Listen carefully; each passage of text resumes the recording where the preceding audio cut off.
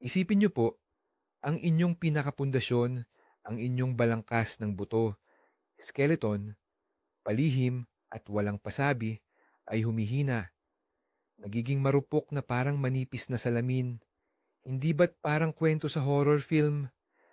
Pero nakakalungkot po, ito ang katotohanan para sa milyon-milyong tao sa buong mundo. Ang pangalan ng tahimik na banta na ito ay osteoporosis. Ngayon, hindi po namin kayo tatakutin. Sa halip, bibigyan namin kayo ng kaalaman. Pag-uusapan natin kung bakit nawawalan ng tibay ang ating mga buto, ano ang mga maling gawi na ginagawa natin araw-araw, at ang pinakamahalaga, paano tayo gagawa ng isang matibay na baluti ng buto para maiwasan ang nakakatakot na diagnosis na pagkabali ng buto sa balakang, hip fracture. Tapusin niyo po ang panonood at malalaman ninyo ang isang simple ngunit epektibong plano ng aksyon para mapanatiling matibay ang inyong mga buto sa mahabang panahon. Kayo po, naisip niyo na ba ang kalusugan ng inyong mga buto? Mag-comment po sa ibaba o hindi. Para maintindihan natin ang ating kalaban, alamin muna natin kung ano ba talaga ang osteoporosis. Kung titingnan natin ang isang malusog na buto sa ilalim ng microscope, para siyang bahay pukyutan, honeycomb, or kaya naman ay espongha, sponge, matibay, ngunit may maliliit na butas o porous ang istruktura. Sa osteoporosis, itong mga butas na ito, itong mga butas-butas sa espongha ay palaki ng palaki. Ang mga dingding ng buto ay nangangayayat, thins out, at nawawala ng densidad ang buto, kaya ito ay nagiging malutong.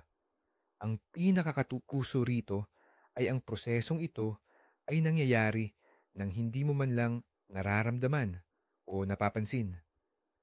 Pwedeng taon-taon nang humihina ang inyong balangkas, pero wala po kayong kamalay-malay hanggat sa mangyari na ang disgrasya, isang bali mula sa isang napakaliit na aksidente. Halimbawa, sa isang pagkadapa mula sa taas ng inyong sariling tindig, o kaya naman dahil lang sa matinding paggalaw o pag-ubo. Kaya tinawag ang osteoporosis na tahimik na epidemya.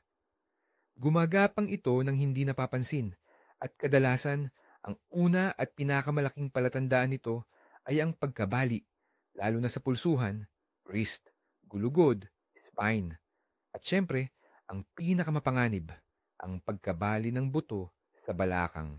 Sige, simulan natin sa umpisa. Ano ba talaga itong buto natin? Hindi lang ito matigas at hindi nagbabagong balangkas. Ang buto natin ay buhay na tissue na laging nagre-renew. Sa loob nito, dalawang proseso ang tuloy-tuloy na nangyayari. Isipin ninyo na parang nasa construction site tayo. Mayroong dalawang grupo na nagtatrabaho. Una, ang mga tagabuo, tinatawag na osteoblasts, na siyang gumagawa ng bagong buto. At pangalawa, ang mga tagawasak, mga osteoclasts, na siyang nagre-alis o nagde-demolish ng luma.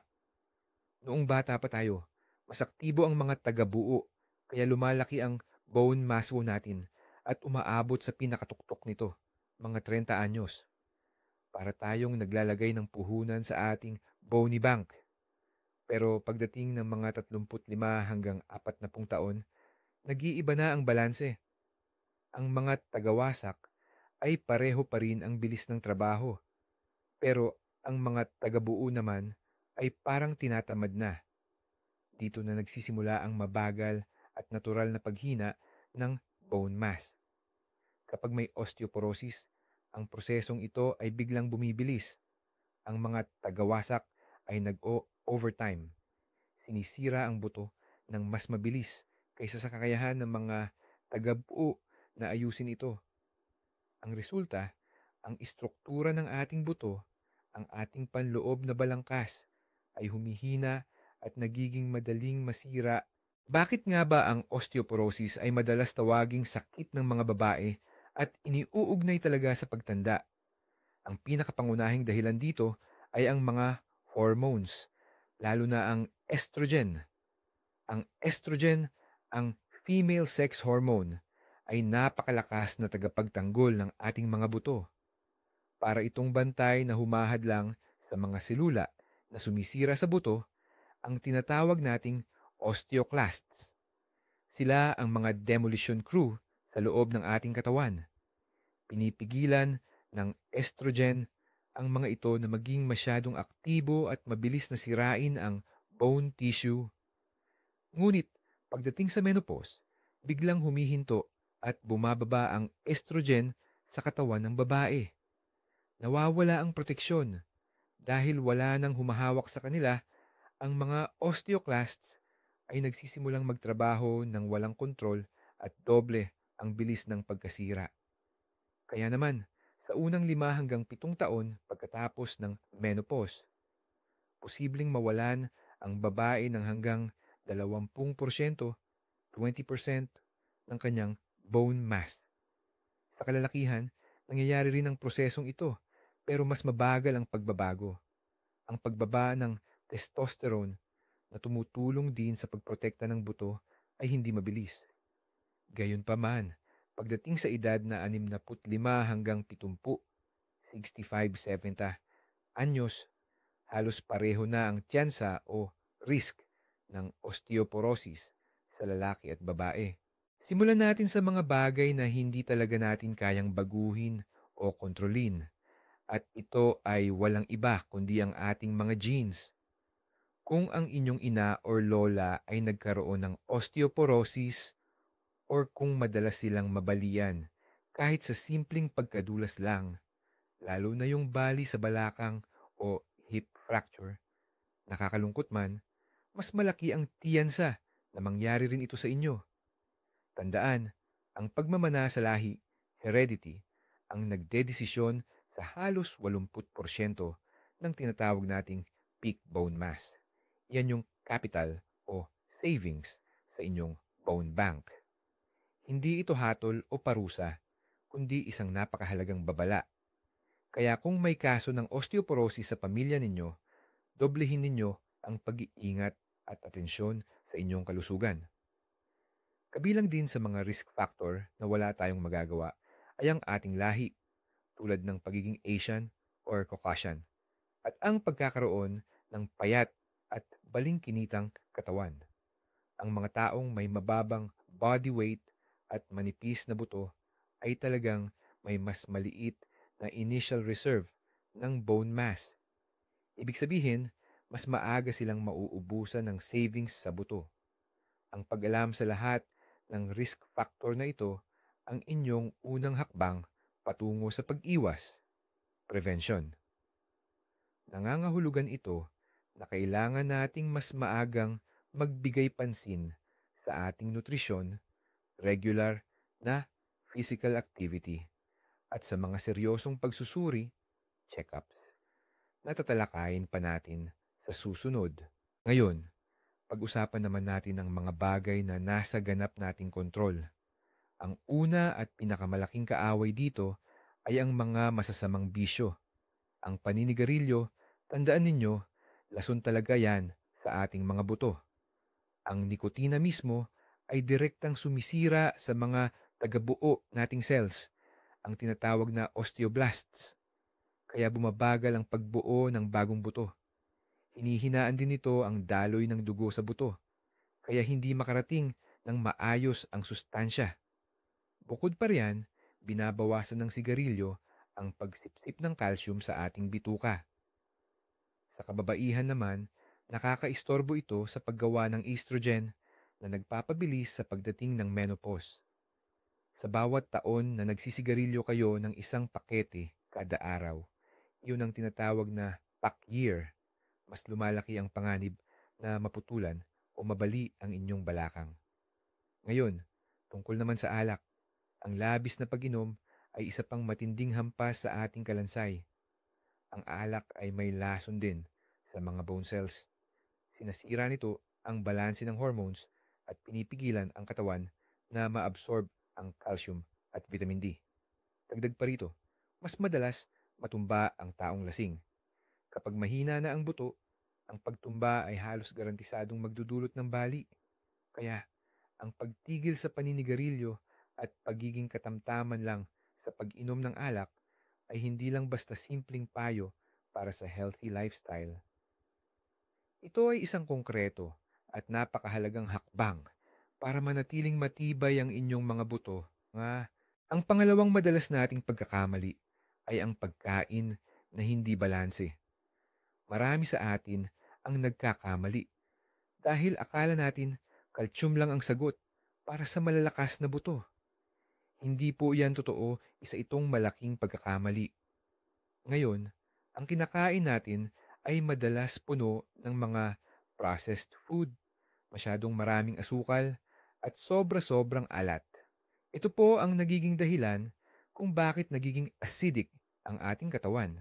At para lang ma-neutralize ng katawan ang asido, kailangan itong kumuha ng mineral, lalo na ang calcium, galing sa pinakamalaking imbakan natin, mismong sa ating buto. Sa madaling salita, tayo mismo ang nagpapahina o nagpapa-wash out sa pampatibay ng ating kalansay. Ang mga soft drinks na may bula, lalo na ang cola at iba pang inumin na may phosphoric acid, ay malaking tulong din sa pagkaubos ng calcium sa buto. Bukod pa rito, kapag sobra sa asin, pinipilit ng ating kidney, bato, na ilabas ang mas maraming calcium sa pamamagitan ng pag-ihi. At kung mahilig naman tayo sa matitinding low-calorie diet, lalo na noong kabataan, hindi natin nakukuha ang sapat na sustansya para mabuo ang pinakamatigas nating buto. Ang resulta, yung tinatawag nating bone bank o imbakan ng buto ay nananatiling halos walang laman mula pa noon. Kaya tandaan po natin, ang kalusugan ng ating buto ay nagsisimula sa ating plato. Mas komplikado po yan kaysa sa simpleng pag-inom lang ng gatas. Simulan natin sa pinakamahalagang sangkap para sa ating mga buto, ang kalsyum. 99% ng kalsyum sa ating katawan ay nakatira sa ating buto at ngipin. Ito ang nagbibigay sa kanila ng katigasan at katatagan. Kapag nagkulang ang kalsyum para sa ibang mahahalagang gawain ng katawan, tulad ng paggalaw ng mga kalamnan o sistema ng nerbiyos, hindi ito magdadalawang isip na kunin ito mula mismo sa ating mga buto. Kaya naman, napakahalaga na siguraduhin natin ang tuloy-tuloy na pagkuha nito sa ating pagkain. May isang maling paniniwala na ang gatas lang ang pangunahing mapagkukunan ng kalsyum. Bagamat mayaman sa kalsyum ang mga produktong gatas, hindi ito angkop para sa lahat, kaya huwag lang tayong umasa dito. Marami pang ibang masasarap na mapagkukunan nito. Halimbawa, ang mga berdeng gulay na may dahon tulad ng kale, broccoli at spinach. Gayunpaman, mas mahirap makuha ang kalsiyum mula sa spinach dahil sa taglay nitong oxalates. Napakagaling ding source ang mga dilatang isda na may maliliit na buto na kinakain, gaya ng sardinas o salmon. Mayaman din sa calcium ang mga mani, lalo na ang almonds, pati na rin ang sesame seeds at chia seeds. Huwag din nating kalimutan ang mga beans at legumes at ang mga pagkaing fortified or pinayaman ng calcium tulad ng tofu o plant-based na gatas. Sige, napag-usapan na natin ang pagkuha ng sapat na calcium. Pero tandaan, kalahati pa lang yan ng laban. Ang pangatlong pagkakamali na madalas gawin ay ang kalimutan ang pinakamalaking katulong ng calcium, ang nagmamaneho ng buong proseso kung paano gumagana ang ating buto. Ito ay walang iba, kundi ang vitamin D. Kung wala ito, karamihan ng calcium na kinakain ninyo ay dadaan lang sa inyong bituka. Hindi ito makakapasok sa dugo, kaya hindi rin makakarating sa inyong buto. Parang isang tagabukas ng pinto, ang vitamin D ang nagbubukas ng daanan sa bituka para masipsip at magamit ng katawan ang calcium. Ang pangunahing pinagkukunan ng vitamin D ay ang sikat ng araw. Sa tulong ng ultraviolet rays, ginagawa ito sa ating balat. Pero, alam nyo ba, hindi sapat ang sikat ng araw sa maraming lugar sa buong taon, lalo na sa mas malamig na bansa. Ang paggamit ng sunblock, ang kulay ng balat, kung mas maitim, at lalo na ang pagtanda, lahat ng ito ay nagpapabagal sa paggawa ng ating katawan ng vitamin D. Mula naman sa pagkain, napakahirap makuha ang kailangan natin.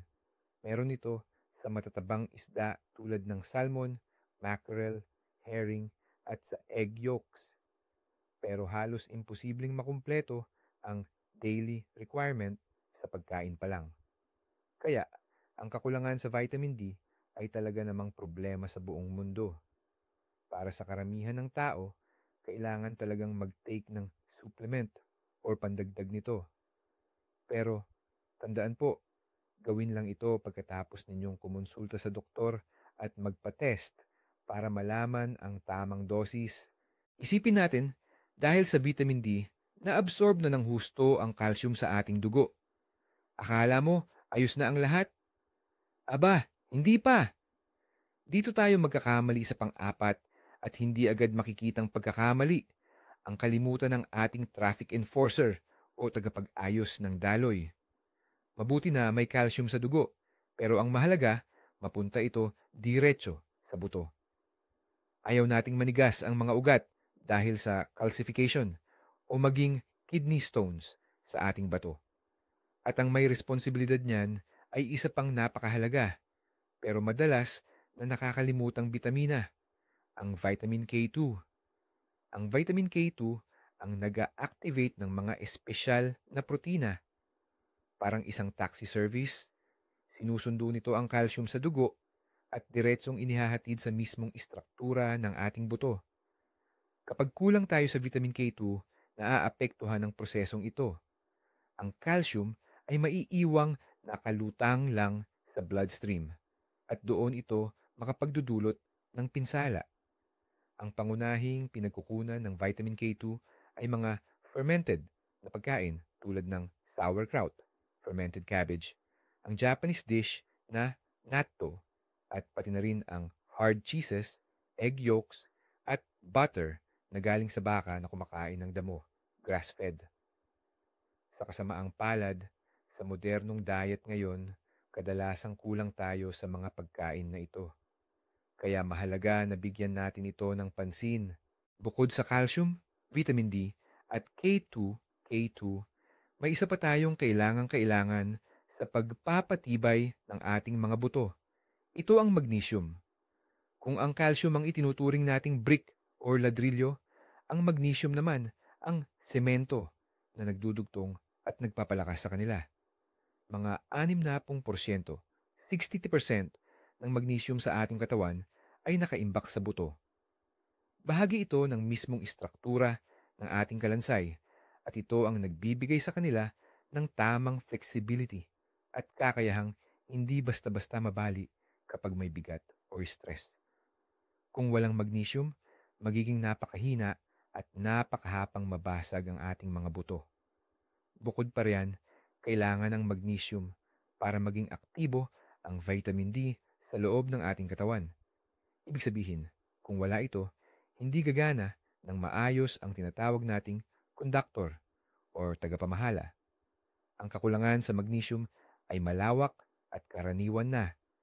Ito ay dahil sa paghina ng kalidad ng lupa na pinagtataniman at pati na rin sa sobrang proseso ng mga pagkain. Halimbawa, ang mineral na ito ay literal na hinihugasang at tinatanggal sa butil kapag gumagawa ng puting harina o white flour. Kaya naman, mahalagang isama sa ating pang-araw-araw na pagkain ang mga pagkaing mayaman sa magnesium, mga whole grain, mani, at iba pang uri ng nut, lalo na ang almonds at kasoy or cashew, buto ng kalabasa, pumpkin seeds, mga beans at legumes, dark chocolate, at syempre, mga berdeng madadahong gulay.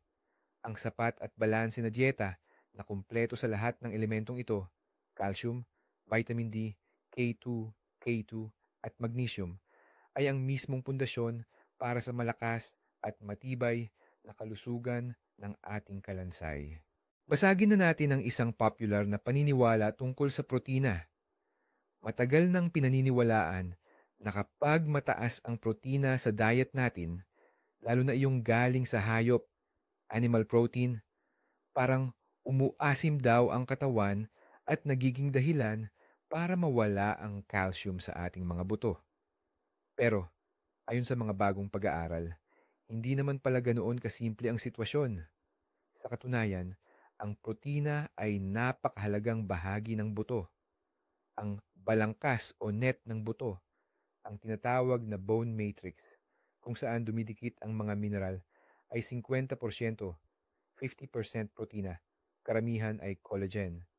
Ang kakulangan sa protina, lalo na sa ating mga senior citizen, ay nagre-resulta sa paghina ng mga kalamnan, sarcopenia, pangkalahatang panghihina, at syempre, mas mataas na peligro ng pagkahulog at pagkabali ng buto. Ang tamang dami ng protina naman ay nakakatulong sa mas mahusay na pagsipsip ng calcium. Bukod pa rito, pinapabilis nito ang paggawa ng mga hormone na beneficial sa ating mga buto. Pero tandaan, ang susi dito ay sapat o adequate.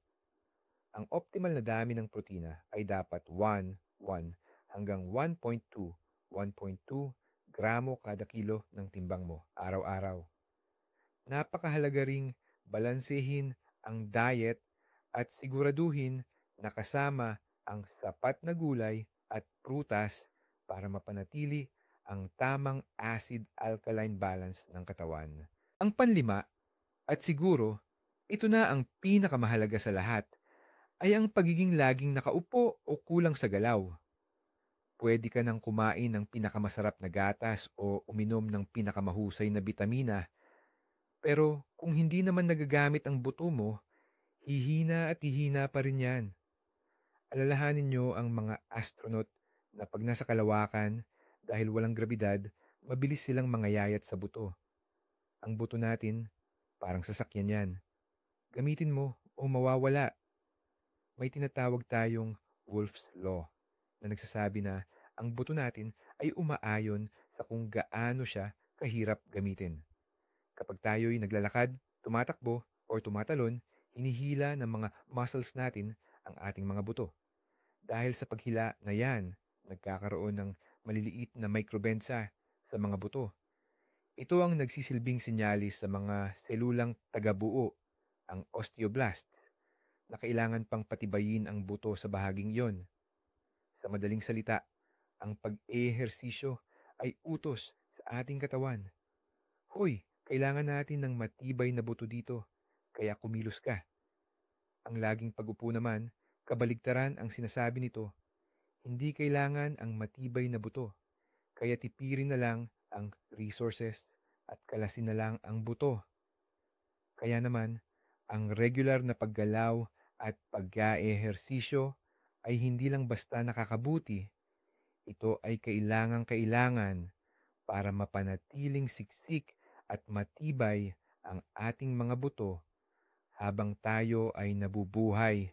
Ano nga ba talaga ang pinaka-epektibong ehersisyo para lumakas ang ating mga buto? Mayroon po tayong dalawang pangunahing klase niyan. Ang una ay tinatawag nating weight bearing o yung pagsasanay na may bigat. Ito po yung mga ehersisyo na nakatayo kayo at nilalabanan ng inyong katawan ang gravity o ang sarili nating bigat. Ang pinakasimple at pinakamadaling gawin ay ang paglalakad, lalo na kung medyo mabilis ang inyong lakad. Kasama rin dito ang jogging, pagsasayaw, pag-akyat sa hagdan, paglalaro ng tennis, o kaya yung paglalakad na mabilis. Ang mga ganitong klase ng pagkilos ay nagpapalakas ng buto sa binti, balakang, at sa bandang ibaba ng gulugod. Ito yung mga lugar na madalas po tayong maapektuhan. Ang pangalawang klase naman ay ang strength training o resistance exercises. Ito po yung mga tipong pangpalakas. Dito, pwede po kayong gumamit ng dumbbells, resistance bands, parang goma na panghila, o kaya naman sa gym equipment, o kaya Kahit gamit lang ang sarili ninyong bigat tulad ng push-up size at squats. Mahalaga ang mga strength training na ito para lumakas ang mga buto sa buong katawan, pati na rin ang inyong braso at pulso. Ang pinakamaganda po, pagsabayin ninyo itong dalawang klase ng ehersisyo. Gawin po ito 3 hanggang 5 beses sa isang linggo, mga 30 o 40 minutos bawat session. Pero tandaan po natin, dapat regular ito at unti-unti nating dagdagan ang hirap para patuloy na ma-stimulate at lumakas ang ating mga buto. At ngayon po, isang napakahalagang punto. Kung na-diagnose na po kayo ng osteoporosis, may mga ehersisyo pong hindi lang walang silbi, kundi mapanganib pa. Ang pangunahing patakaran po ay iwasan ang biglaang pagkilos, ang pagpihit ng likod, at ang matinding pagyuko paabante.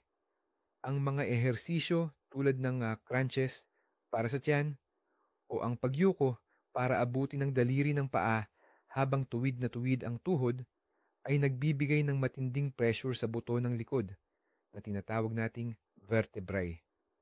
Ito po ay maaaring maging sanhi ng compression fracture. Dapat din po tayong mag-ingat sa mga high-impact na gawain tulad ng pagtalon or mabilis na pagtakbo, lalo na kung hindi kayo sanay dito. Ang paglangoy at aqua aerobics ay talagang napakaganda pong aktibidad para sa inyong mga kasukasuan at puso. Pero hindi po ito masyadong epektibo sa pagpapatibay ng buto. Ito po ay dahil inaalis ng tubig ang bigat na kailangan ng buto para lumakas. Bago po kayo magsimula ng anumang programa ng ehersisyo, lalo na kung mayroon na kayong osteoporosis, napaka-importante po na kumonsulta muna kayo sa doktor or sa isang physical therapy specialist. Sila po ang tutulong sa inyo na makahanap ng ligtas at epektibong set ng ehersisyo. Ito po ay magpapalakas hindi lang ng inyong buto, kundi pati na rin ng inyong mga kalamnan. Magpapaganda din ito ng inyong koordinasyon at balanse na siyang magpapababa ng tsansang kayo ay madapa o ay dahil ang osteoporosis ay tinatawag na tahimik na sakit. Paano natin matutukoy ito bago pa man tayo mabalian? Ang gold standard para sa pagsusuri o diagnosis nito ay ang densitometry o mas kilala bilang DEXA scan. Ito ay isang mabilis at ganap na hindi masakit na proseso katulad ng X-ray pero napakaliit lamang ng dose ng radiation. Ginagamit ng espesyal na aparato na ito ang pag-scan kadalasan sa lower back, wings, or lumbar spine at sa hip joint dahil ito ang mga bahagi na pinakamapanganib kapag nagkaroon ng bali. Sinusukat ng densitometry ang bone mineral density, BMD, at ikinukumpara nito ang resulta mo sa average na resulta ng malulusog na kabataan. Sino-sino ang inirekomendang sumailalim sa pagsusuring ito? Una sa lahat, inirekomenda ito sa lahat ng kababaihang edad 65, 65 pataas at sa mga kalalakihang edad 70, 70 pataas. Ipinapayo rin ito sa mga babaeng wala pa sa sixmasamib na taong gulang na nasa postmenopause at mayroon ng risk factors tulad ng mga nabanggit natin kanina. Kasaysayan ng sakit sa pamilya, heredity, paninigarilyo, at manipis or payat na pangangatawan. At para rin ito sa lahat ng matatanda na nabalian o nagkaroon ng fracture, kahit sa maliit lang na trauma o aksidente. Hindi lamang nakakatulong ang pagsusuring ito sa pagtukoy ng diagnosis, kundi pati na rin sa pagtansya ng panganib ng pagkakaroon ng bali sa hinaharap at para masubaybayan ang bisa ng kasalukuyang gamutan. Pagkatapos magpa-densitometry or bone scan, makakatanggap kayo ng resulta na puno ng medyo misteryosong mga letra at numero. Tingnan natin ngayon kung ano ba talaga ang ibig sabihin ng mga iyan.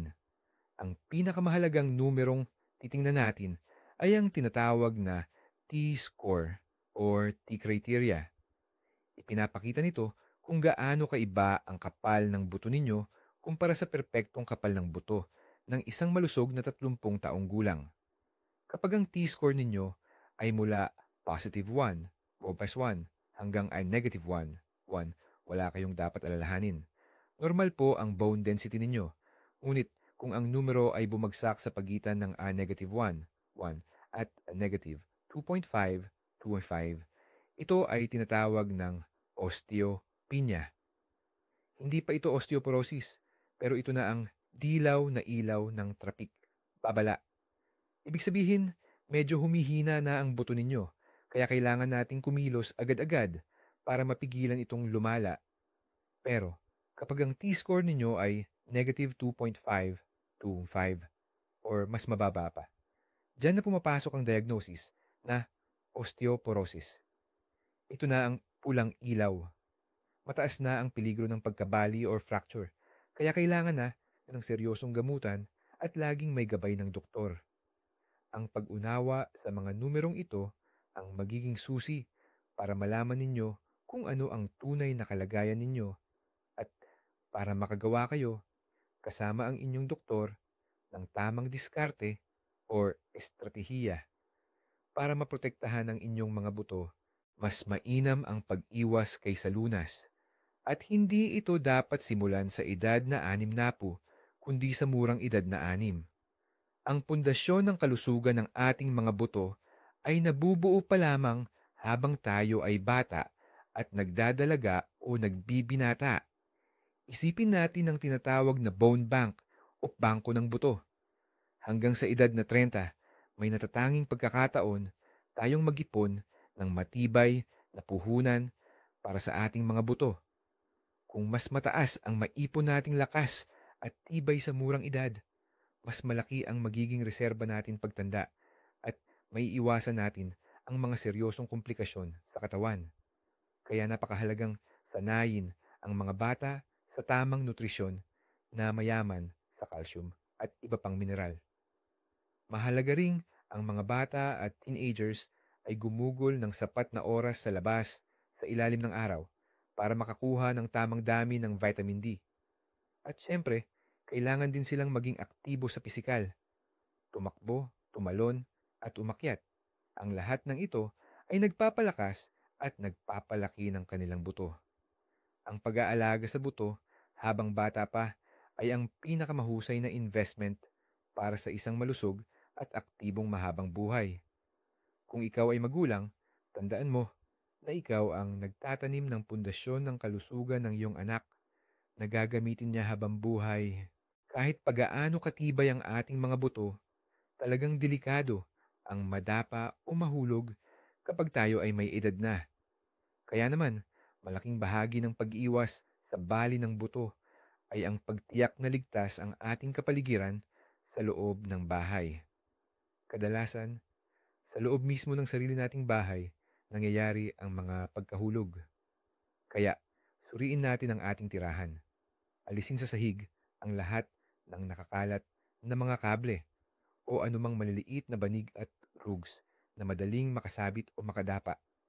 Siguraduhin na maliwanag ang inyong bahay, lalo na sa gabi, partikular sa dinadaanan papunta sa banyo. Kung maaari, maglagay ng night light o ilaw na may motion sensor. Sa banyo, maglagay ng non-slip mat sa sahig at magpakabit ng mga hawakan o handrails sa tabi ng inidoro at paliguan. Sa loob ng bahay, huwag magsuot ng luma o maluluwag na tsinelas. Gumamit ng sapatos o tsinelas na komportable, matibay at may non-slip na swelas. Kung may problema kayo sa paningin o pandinig, magpa-check up ng regular at gamitin ang inyong salamin sa mata o hearing aid kung kinakailangan. Ang lahat ng simpleng pag-iingat na ito ay literal na makakapagligtas sa inyo dahil maiiwasan nito ang mapanganib na pagkahulog at ang kasunod na bali ng buto. Mayroon ding iba pang mga risk factor na posibleng magpabilis ng paghina ng ating mga buto.